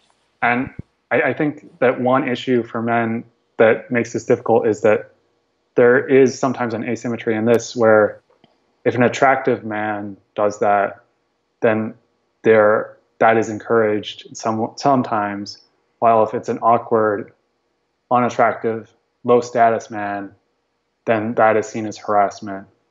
And so it's hard for them to see what the rules truly are. Like James Bond can act in a certain way, but if I ever try that, then I'll be fired or something, you know. And that's something that isn't generally acknowledged, but people will understand. And like, so it's difficult to create rules that apply equally to everyone when they don't in practice do. Yeah, I was trying to question myself just now. Well, if it was someone who like I thought was attractive, would I have been okay with it? And I think I'm like leaning more on the side of like it would have still been appropriate, but I think I would have been less like offended, kind of. Mm-hmm. So I still think it would have been appropriate, but I think there is. I'm sorry to say, like I feel bad saying it, but like, I feel like there is some truth to that. Um, I was gonna say something. And I mean, I think there's also one way for men to gain some empathy for this, in that, you know, it's really uncomfortable for men to receive sexual attention from men, like a homosexual man. And, you know, there's still some of that same reasons of like, oh, if he can maybe overpower me if I don't give in, or yeah. So, and I think that it's really unfortunate that, you know, we label this discomfort that men have of sexual advances from another man as homophobia, when, you know, women can freely say that they are uncomfortable with sexual advances from someone that they don't want, you know. So I never thought about that. and this us not willing to acknowledge that that is sort of the same thing blocks men from really understanding the female perspective in some ways, right? Mm-hmm. Yeah, that's a good like comparison. It's a good way to like sort of allow men to understand the female perspective. There's something I wanted to say. You were talking about the justification for the. Oh, right. I don't know about hate crimes per se, but I do know that in terms of like interracial crimes, it's not just a historically disadvantaged group Right. that is perpetrating it.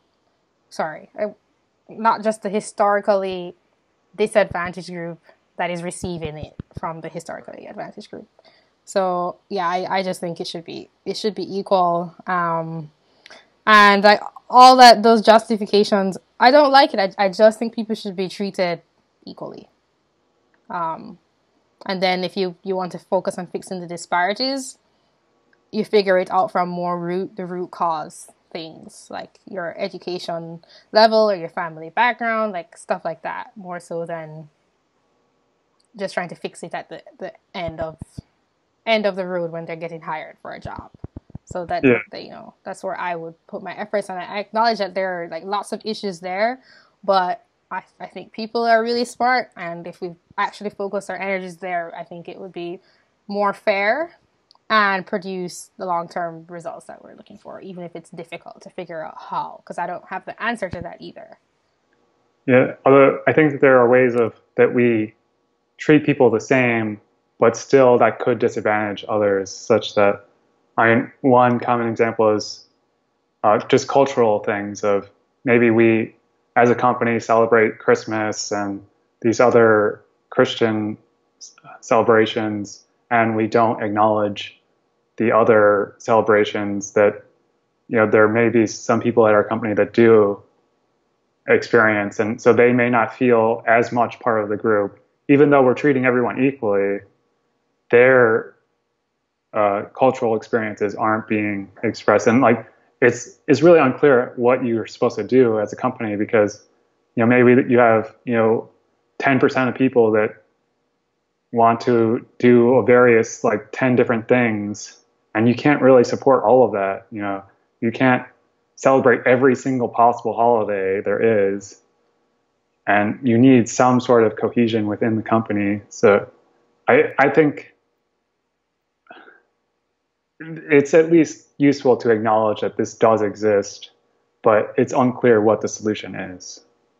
I'm Right? not sure that there is a solution to that. For me, that seems kind of unavoidable because there will always be a company culture. It doesn't have to be based on religion. It could be something else.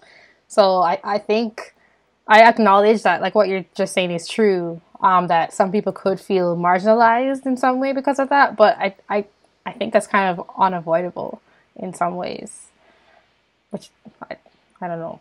Yeah, I think though that the counter argument would be that there are certain people that are consistently marginalized, and that becomes a problem. If it's just that it's random that who is marginalized and it's different every time, then there's not much that we can do, and that it's not totally unfair then because it's sort of randomly dispersed. But if it is that people from this one group are consistently feel like they aren't part of the group, then we should treat them differently in some way to get them included. I mean, it's unclear how valid that is, but that is the argument that they would make. Well, something I would say to that is, um, well, I'm foreign, Mm. so I'm technically like consistently like I will say something and people are like, "What did you mean?" And like I discover it was some saying from Jamaica that I didn't realize was from Jamaica. Um, I think that it depends on the specific situation. Like, say if I were a boss of a company, I would want people to feel included and I would make efforts, but I'd have to decide what the limits were. Like, you just have to like it depend on the context, I guess.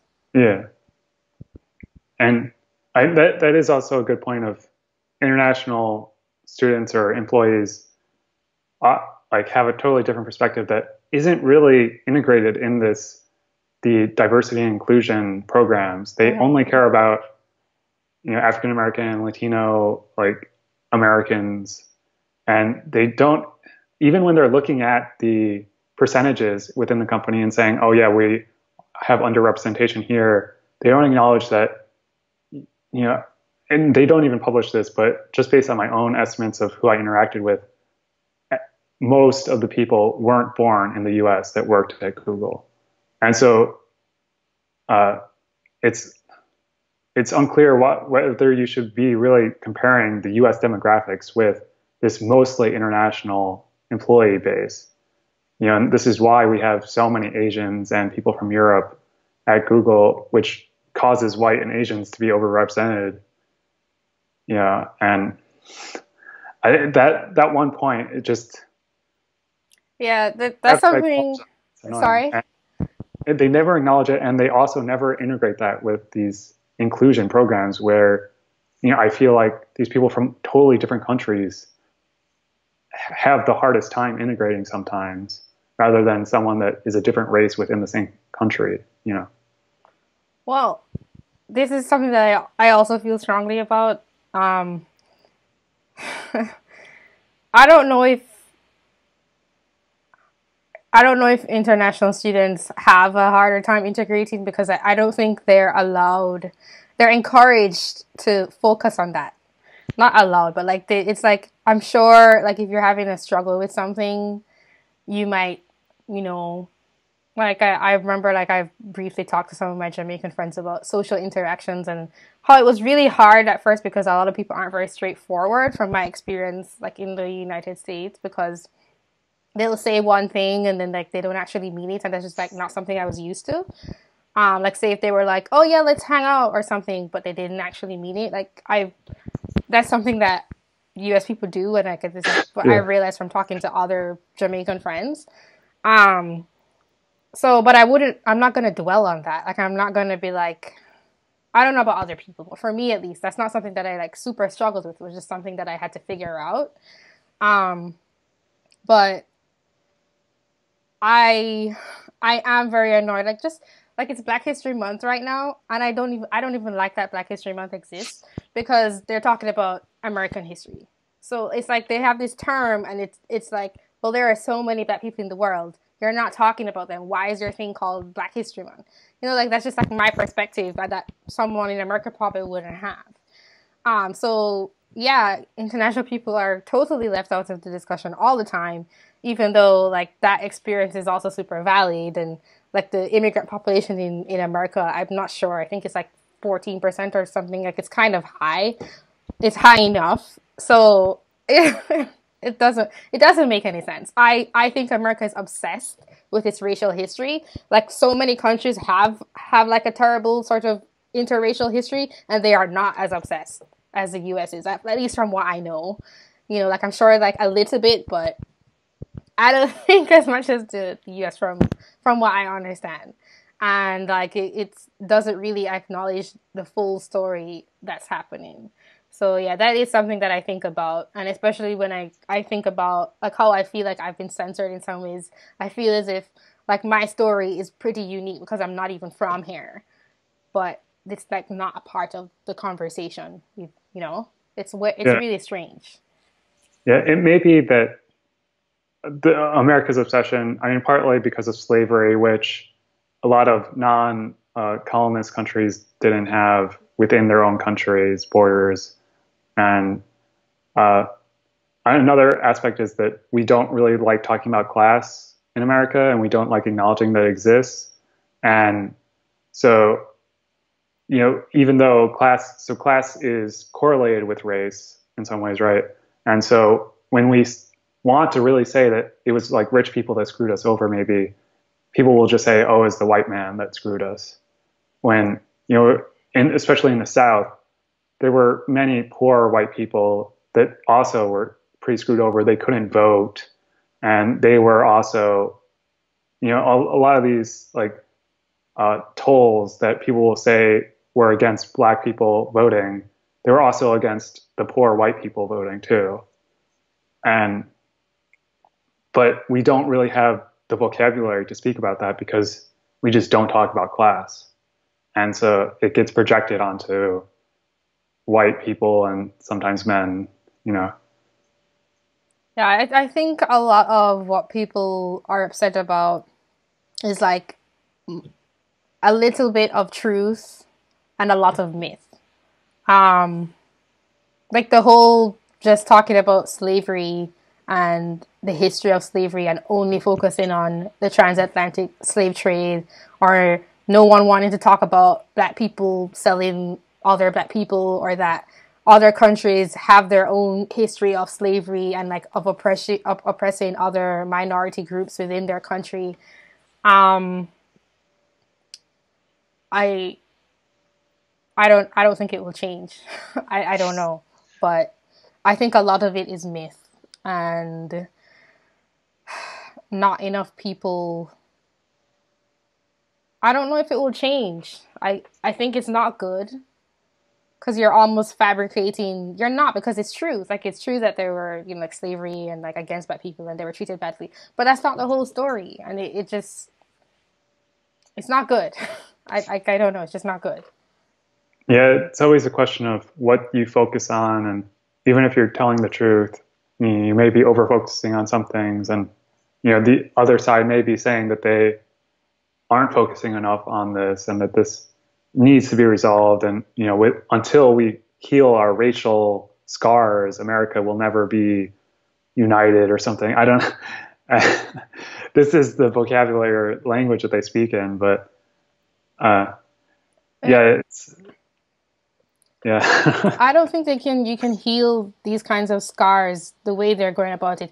I think the way to really heal, well, I don't think they'll ever allow them to be healed, because whenever they see the disparity, they're going to blame it on the past or like oppression.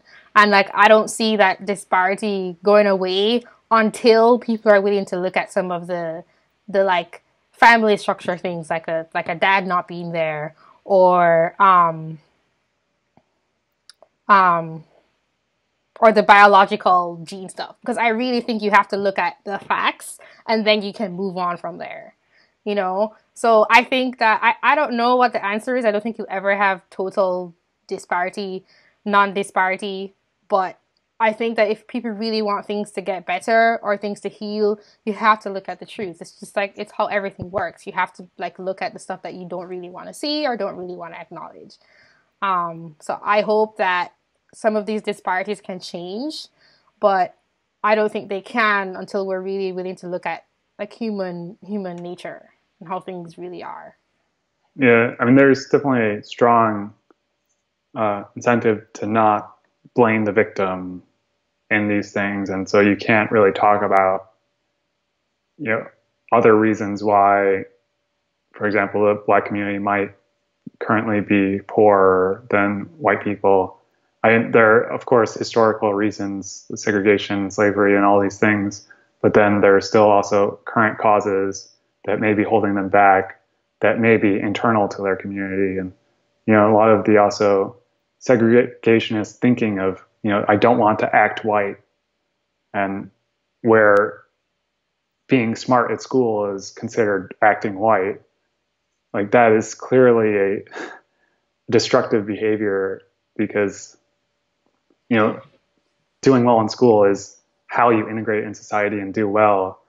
And maybe that there are some unfortunate aspects of it where acting white is like, there are some aspects to that, to succeed in school, where you're expected to speak a certain way, and that is not the Ebonic way, basically. And there are other maybe implicitly white things that I'm not even really conscious of, that are inherent in the educational system. But it's much easier to it's just harder to change those aspects, and there will always be people that are stuck up about grammar and stuff, and saying that you have to speak a certain way. And so yeah, it's tough, but I think that stuff is nonsense. Um, like I had an English class, and it was, I mean, in Jamaica or countries that were, like former colonies, say of like Britain, they also have those arguments about, oh, like black people weren't taught to love their culture because they were forced to speak a different language. And yes, that's true. However, I do think that at some point you have to move past that kind of stuff. And at least I do know, like in Jamaica, people are very proud of being Jamaican, and from what I know, there was some sort of struggle with that stuff. But nobody's gonna tell me that I'm like acting white.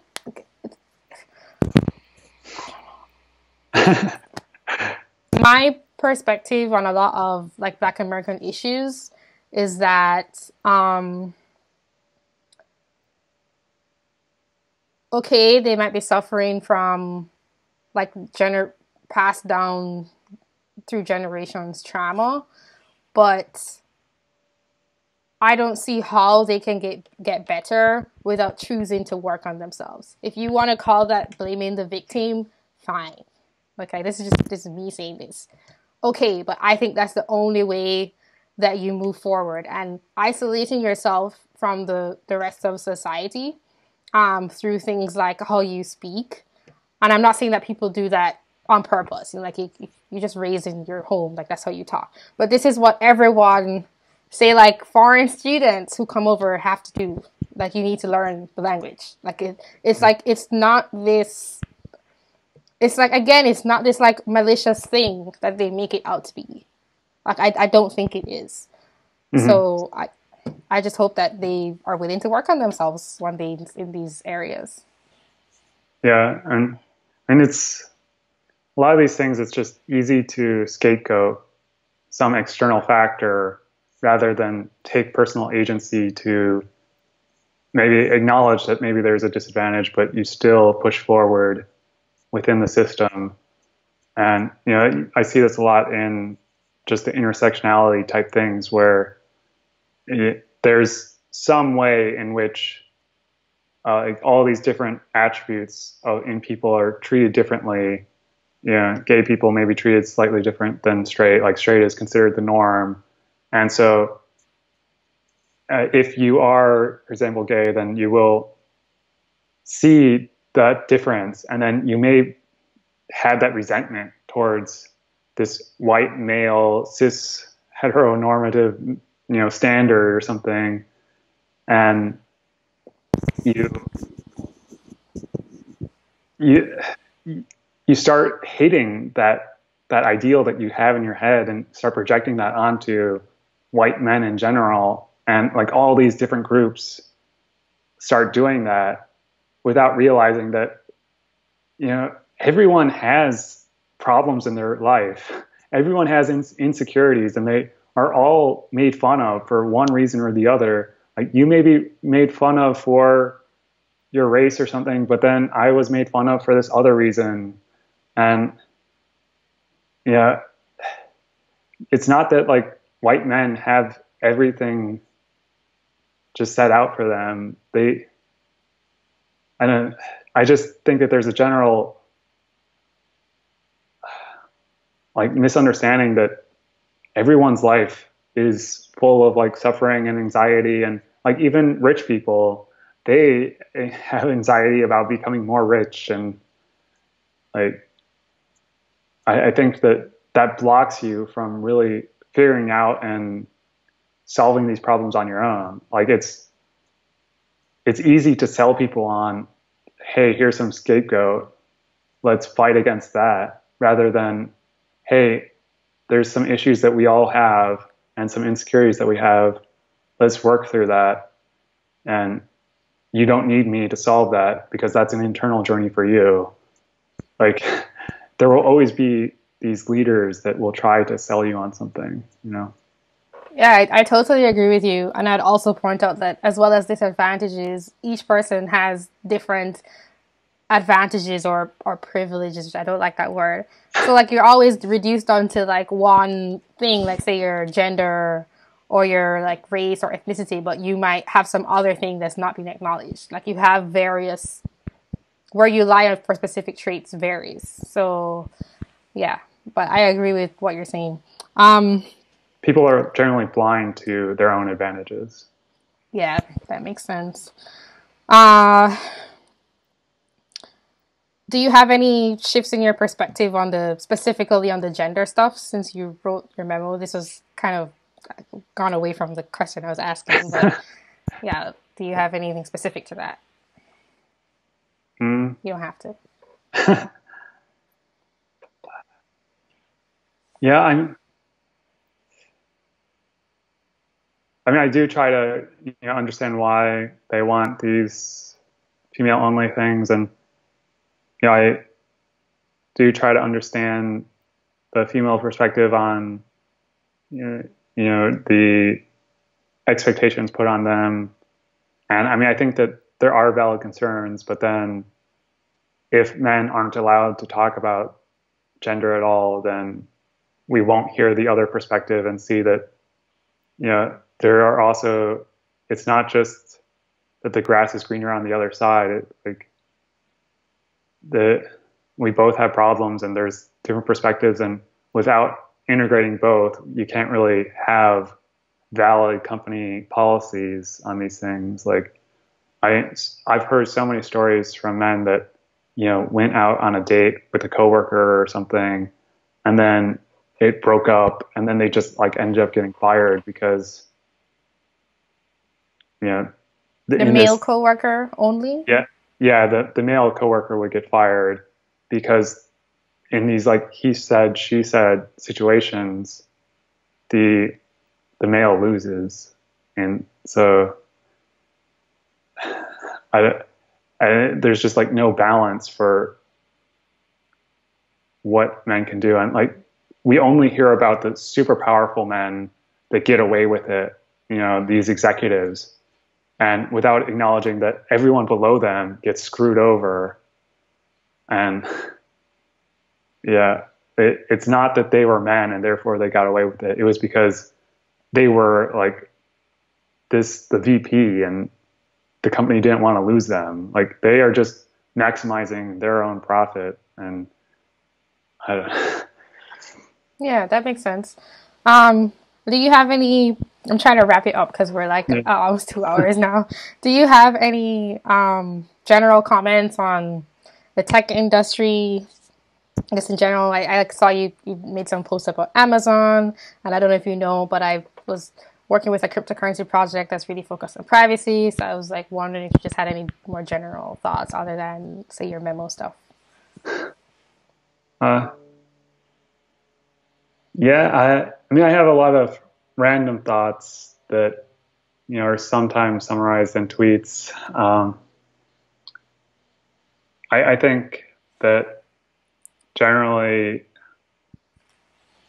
we are giving them a little too much power, tech, and I mean, they are the biggest lobbyists, and we are afraid of government intervention. And there's, so much talk of, oh, we don't want any form of, well, like, especially on the political aspects, they are aligned with left-wing values. So people on the left don't want to go against these powerful companies, even though that's the traditional left-wing viewpoint. And then right-wing people don't want to go against them either because they tend to be more libertarian in their finances and want to get the government away from that. So, they are getting this free pass. And even though, there's so many things like Amazon really doesn't pay taxes, and, there, there's just a lot of monopoly issues too with these things that aren't really being acknowledged. I think, one sort of radical policy that I haven't really heard anyone speak of, but I think might actually be a positive and would, I haven't thought it through, but I think it should at least be thought about, is just removing personalized ads completely. I think ads in general are a net negative to society in a lot of ways, and making them personalized is just intensifying that and increasing our consumerist, materialist uh, viewpoint. And I think that's generally not negative. Of course, if we did anything like that, Facebook and Google their value would completely drop. But I mean, what is their value based on? It's based on their ability to get you to buy stuff that you don't want. Like that is their product. And so, I think we in general should think more about ads and the effect that they have on us. I think we too often think of ourselves as consumers, and rather than just as people in general, and that is hurting our local communities and just hurting, like, just the commodification of everything is hurting our the human connection that we have with other people. And I think that there's a lot that we could do if we try to take ownership of our lives in some way, and without this stigma of, no, we can't interact with companies because, or we can't try to influence what companies do because that would be socialism or something, like we can take ownership of how we live our lives. And Europe does this in some respects more than America. And it's not as if Europe is like completely destroyed. Okay, well, when I was listening to what you're saying, um, I don't see ads as like a negative in themselves because I do feel like you it can help you to find what you want, not always what you don't want. But I'm also against the personalization of ads to the point of like you becoming the commodity, like you're the interest group that an advertiser can select, but especially when you don't realize what's going on. So I think just on the consent aspect, I would definitely agree that people need to be able to opt in to like having themselves be tracked in order to create these like audiences for people to for advertisers to target. Um, but not necessarily that ads in themselves are a bad thing. And then in terms of like the social side of people spending less time communicating with each other, I do think that's true. So I would say, even though I think people should be able to consent, it would be better if there was less personal ads going on. And I think that if people want to reach people, I'm always like, just do search terms. Like, what are people trying to find, rather than going based off of like what they liked, what TV show they liked or something. So I do agree with that. And I don't, it is ridiculous that Amazon doesn't pay much taxes. Like that's just shouldn't really be happening. I think for both people on whatever side of the political spectrum, that's kind of an issue. For them to be growing in power, or other tech industries that are subsidized in some way by the government. So yeah, that's what I think about that. Like the privacy issue is a big deal, and the consent with what is done with your information. But I don't necessarily think that like ads are bad. Yeah, I mean, I definitely have a very anti-consumerist bias, but I mean, it's mostly through a lot of introspection of, okay, what actually makes me happy? And there have been so many instances in my life where I thought if I just bought that one thing, I would be happy. And, it's often based on the advertising that made me believe that. And so I think that once we start realizing that things aren't going to make us happy, then, and it's that advertising is putting us in that mindset, I think then we start realizing the negative effects that advertising has, and just, it takes our attention away too. Like so much advertising in public spaces, that's something that I think a local community can take ownership of their city in some ways and just say, no, let's not have huge billboards and all these other ads. And, other cities have done that. And at least some studies have shown positive effects. I mean, obviously no one really knows, but I do feel some like internal conflicts when you're saying it, because part of me is like, well, the companies are just trying to reach the consumers, but I also agree with the like things being in your face all the time, and that it does take away from things that really matter, like interpersonal interactions with others, and that also that in some ways people lure you into believing that this thing will satisfy some need you have that you wouldn't really have thought to use that thing you're going to buy for without them telling you. But I do feel like conflict because I'm not sure like what the best route is for yeah, I that mean, stuff. I think we generally assign companies quite a bit of rights that other countries actually don't.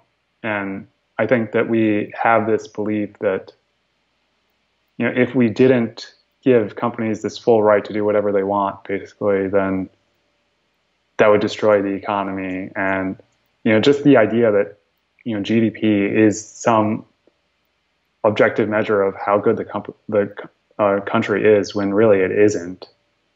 It's Like, just one factor. yeah, and like the fact that it's just a measure of how much people are spending, and like, oh wow, great, they're spending so much time working so that they can buy these things that don't actually improve their life. Like, sure, that's great for us. How? If people just stop doing so much stuff, I think that their life would be better. I also tend to be very minimalist, and I just very counter to a lot of these things. And I think there's so many forces that are pushing us towards this more materialist perspective, because, I mean, there's no money in pushing you towards a non-materialist perspective. Like, don't buy things. Like, who is going to put out ads for that, Obviously, there are like books and, self-help things for this. Yeah, yeah, I get what you're saying. Um, I have like a note here of like things I wanted to talk to you about, and I think I've pretty much covered it. So, like, is there anything else that you would like to say or ask me or anything?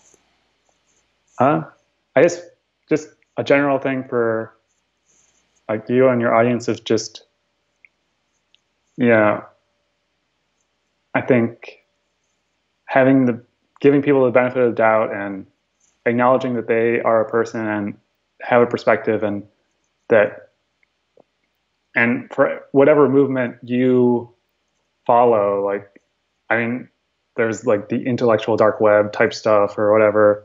Try to find critics of it and see that there is criticism with it, and that if you aren't willing to question certain moral norms that you have in your head, then you will go towards the same ideological bend that other people do. And, the same way that people will label some people as, ideologically possessed, basically, everyone is ideologically possessed in some way. And everyone virtue signals in some way. And so I think just introspection in general and self-doubt is useful for connecting with people and finding truth. It's not necessarily the best for finding happiness, but I think paying attention to politics is not the best thing for happiness anyway. Yeah. Yeah, I agree with that for, like myself and other people listening too. And we were talking about Twitter earlier. It's kind of crazy out there on Twitter sometimes. It's like people aren't even people. They're just like objects of like, they just symbolize some ideology that you either hate or love.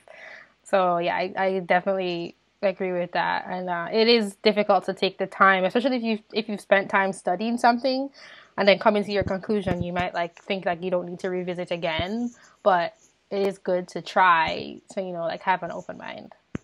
Yeah. And like, there's also the dehumanizing aspect that I even observe in myself of like judging people based on their follower count and assigning more worth to people based on how many followers they have. And, oh, this person is worth responding to or something and not. And like, that is completely dehumanizing. And yeah, you don't realize that, okay, they're all humans, or at least hopefully they're humans rather than bots or something, and just because they don't have a huge follower count for whatever reason, they are still just as valuable as a human. Yeah, it's definitely, I find myself doing that a bit too, and it's more an issue of like priority, like especially when you're on social media. Like if you met someone, like if you were there in person, like you wouldn't have that, like there's not something following behind them giving numbers. Um, Well, so I think that there still is, though. Like if you're talking to the president or the CEO of this big company, a rich person, you will give them more respect than a homeless person. Probably, I mean, I would, and I know other people do. Well, I think that might be a bit different because I do think that people gain respect sometimes based on what they do. Like what that is, you might like disagree with why they've gained the status they have. But depending on what that is, you might want to talk to someone more because they've done something that you really admire. But on social media, though, I don't think it's as clear, I would say, as like when you're just talking to someone in person, you might be intrigued by them in a way that you wouldn't because you would just focus on the numbers instead. Yeah, I've just observed in myself and even of other people that they will give, even me more respect than I deserve. And that's actually a barrier to connection because it makes me not want to, take risks that may change their perspective of me. And it also changes what they say to me. And, of course, there are different priorities in your life and you want to talk to different people based on what you may gain from that interaction. But I think it's still interesting to introspect on how you give different levels of respect to different people and how that plays out. And I think a lot of it is in some ways harmful to other goals that you may have. And I don't know. I just think that this is one other unspoken social norm that is once you understand why it happens, and then you can sort of hack it in some ways. No, I think there's a lot of merit to what you're saying, and it's very introspective of you, and it makes sense. Um, so yeah, that's something that we should think about. Yeah. Okay, well, unless there's anything else you'd like to say, thank you so much for coming on to talk to me, and I really wish you like the best with whatever you're up to and doing, and I admire what you've done. Um, you're not the only person that I admire, but I do. And I hope that, like, I know it already has had an effect, but I hope that things change in terms of like some of the discriminatory hiring practices and people like figure out ways to help those like groups that they're trying to bring up, but in ways that aren't harmful to other people at the same time. Yeah. So, yeah. And I mean, I think just generally integrating multiple perspectives and presenting it in more than one way, because I mean, a lot of it is maybe palatable to like the left wing way of thinking, and they assume that everyone thinks that way because those are the only people that are really allowed to talk. Other people are shamed, and they don't realize that other people have like different ways of viewing the world, and it just doesn't make sense to them. And it's not because they're racist, misogynist people. It's just that they view the world a different way and have different value systems. But that these programs can still have value in those value systems. Like, social cohesion is actually a very large value for conservatives, right? Yeah. Everyone, remember you can go to his website at firedfortruth.com. I believe it's .com, and he's still raising some funds. I did forget to ask you about your lawsuit. I just remembered. But that's also going on, so be sure to support him. Yeah, I mean, we sued Google, and there's clauses in stuff that they force every new employee to write to force them into arbitration. And so they sued us because we didn't do arbitration. And Meaning Google? Yeah, Google. Google is actually very aggressive in their private dealings. I mean, as you would expect from any company, but that's about as much as I can say though. Okay. But that's still going on, so Yeah. we should help you, I think. People should know about it. All right, Uh, well, oh, did you want to say more? Sorry. I mean, I think just concentrating on living a good life and really figuring out what your values are and aligning your actions towards that does more than, I mean, that would help me more than doing anything related to the lawsuit, I think. But, Okay. Thank you for coming on. yeah, thanks.